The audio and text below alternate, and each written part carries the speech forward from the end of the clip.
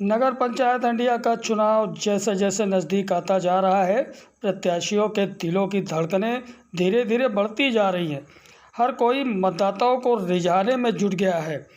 इस बार खास तौर से नए नए प्रत्याशियों की तैयारियां जोर शोर से चल रही हैं। इसी क्रम में चंदन सिंह यादव भी चुनावी समर में कूदने को बेकरार दिखाई पड़ रहे हैं। लगातार वे मतदाताओं से जनसंपर्क अभियान चलाकर संपर्क साधने का सफल प्रयास करने में जुट गए हैं। चंदन सिंह का मानना है कि यदि वे नगर पंचायत हंडिया के चेयरमैन चुन लिए जाते हैं तो जल जमाव की समस्या को दूर कराना उनकी पहली प्राथमिकता होगी।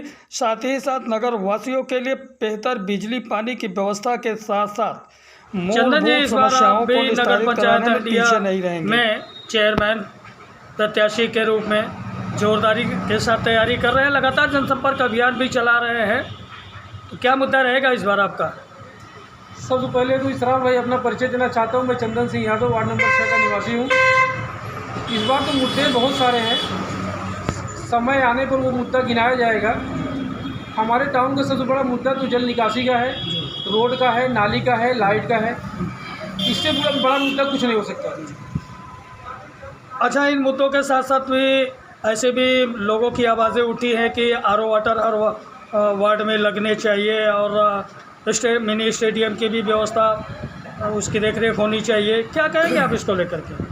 आरओ की व्यवस्था तो सच पूछो तो आरओ की व्यवस्था तो हर वार्ड में होनी चाहिए, क्योंकि साफ़ सुथरा पानी अगर एक वार्ड के आदमी, एक वार्ड की पब्लिक अगर पीती है तो हर वार्ड की पब्लिक के पीने का अधिकार है। तो मेन जगह पे हर वार्ड में आरओ प्लांट बहुत ज़रूरी है, क्योंकि अपने यहाँ का पानी जो है थोड़ा दूषित हो जाता है बारिश में, इसलिए आरओ प्लांट बहुत ज़रूरी है, मोस्ट है। अच्छा, यहाँ महिलाओं के लिए शौचालय की व्यवस्था क्या कराना ज़रूरी है कि नहीं ज़रूरी है? इसकी आवाज़ बराबर उठती रही है नगर पंचायत में, तो क्या कहेंगे आप इसको लेकर? महिलाओं के लिए शौचालय की व्यवस्था तो पहला नंबर तो बस स्टैंड पे होना चाहिए। वहाँ हर प्रकार के लोग आते हैं, बहुत दूर दराज के लोग आते हैं, वहाँ पहली प्राथमिकता होनी चाहिए कि बस स्टैंड पे एक शौचालय होना चाहिए। बाकी जो जंघई रोड पे एक शौचालय बना है उसकी न तो कभी साफ़ सफाई होती है, उसमें ताला लगा रहता है। वो शौचालय बनने न बनने से कोई मतलब है नहीं। तो क्या ये सब चीज़ें जो सरकार के पैसे से बनवाए गए हैं और इसका उपयोग नहीं हो रहा, तो क्या इस पर आम जनता ने आवाज़ नहीं उठाया? शौचालय का उपयोग नहीं हो रहा है, सरकार के पैसों का उपयोग लोग कर रहे हैं, बाकी शौचालय का दुरुपयोग हो रहा है। जी जी। तो अब क्या करना चाहेंगे? आपकी क्या मंशा है कि आप नगर पंचायत हंडिया के विकास के लिए क्या करना चाहेंगे? सबसे बड़ी बात यह है कि हंडिया में जल निकासी की, रोड की, नाली की, लाइट की, ये पहली प्राथमिकता है। आप देखते होंगे कि एक वार्ड में अगर लाइटें ख़राब हो जाती हैं तो हमारे वार्ड के लोग कई बार सभासद से कहते हैं, कई बार चेयरमैन से जाके विनती करते हैं कि वो लाइट देख लिया जाए, लेकिन कोई देखने को राज़ी नहीं है। 1 महीने 2 महीने बाद देखने के लिए आते हैं तो ये कह के लाइट उतार ले जाते हैं कि लाइट ख़राब है, दूसरी लाइट लगेगी, और आज तक जहाँ लाइट उतर गई वहाँ लाइट लगी नहीं।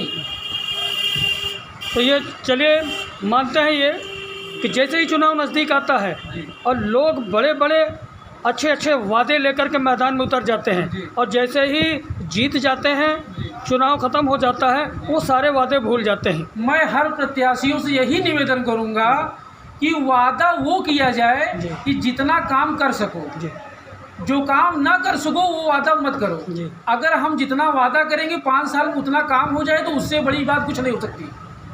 इसलिए वादा इतना किया जाए जितना काम हो सके 5 साल में। इस बार तो हंडिया की जनता नया चेहरा ढूंढ रही है, नया चेयरमैन बनाना चाहती है, नया कैंडिडेट ढूंढ रही है, इस पर आपका क्या कहना है?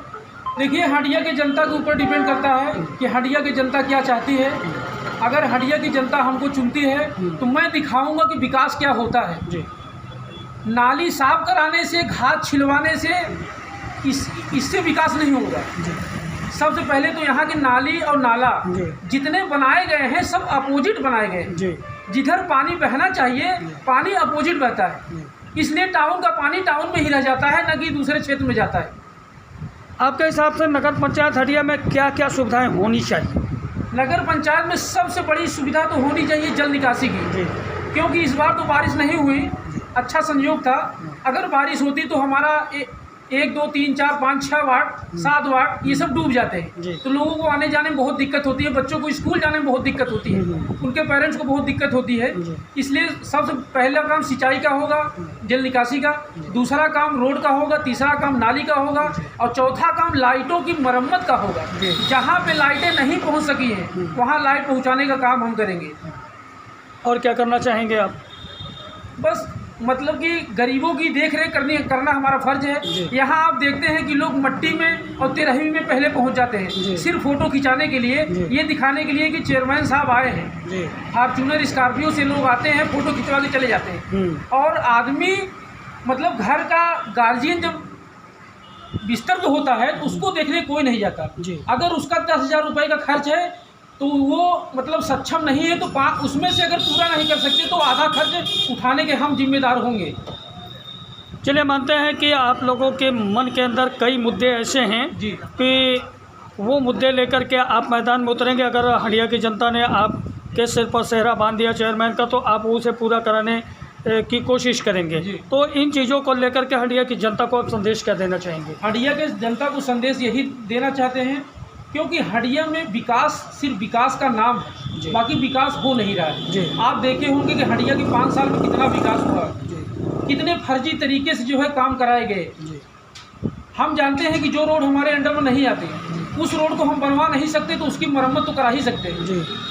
क्योंकि हंडिया टाउन में जो रोडें हैं वो माननीय विधायक जी के और चेयरमैन के अंडर में आती हैं। तो विधायक अगर नहीं बनवा पा रहा है तो चेयरमैन की इतना फर्ज बनता है कम से कम 10-20 ट्रैक्टर मट्टी गिरवा के अपने हंडिया के टाउन के लोगों को आने जाने की दिक्कत ना हो सके बारिश में, इतना काम तो चेयरमैन कर ही सकता है।